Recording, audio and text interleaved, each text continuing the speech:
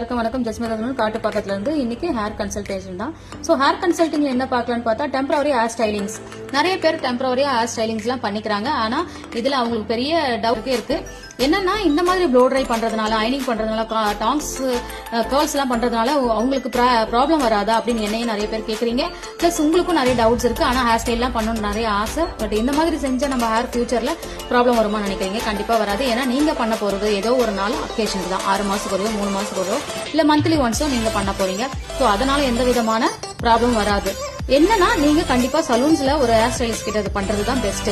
ஏன்னு கேட்டா அந்த ஹேர் நீங்க உங்களோட ஹேருக்கு ஏத்த ப்ராடக்ட் போடுவோம். அந்த ஹேர் கண்டிஷன் எப்படி இருக்கு, அது டைப் எப்படி இருக்கு, அதுக்கு எந்த விதமான ஹீட் நம்ம கொடுக்கலாம் அப்படின்னு சொல்லிட்டு ஸ்டைலிஸ்ட் பார்த்து உங்களுக்கு சேஃபா பண்ணுவாங்க. ஏன்னா ஸ்டைலிங் ப்ராடக்ட் போடுறதுனால அந்த ஹேர் வந்து டேமேஜ் ஆகாத அளவுக்கு நாங்க ப்ரொடெக்டர் யூஸ் பண்ணி தான் செய்யறோம். ஸோ வீட்ல நீங்களே பண்றேன்னு சொல்லிட்டு மட்டும் கண்டிப்பா பண்ணாதீங்க. ஸோ கண்டிப்பா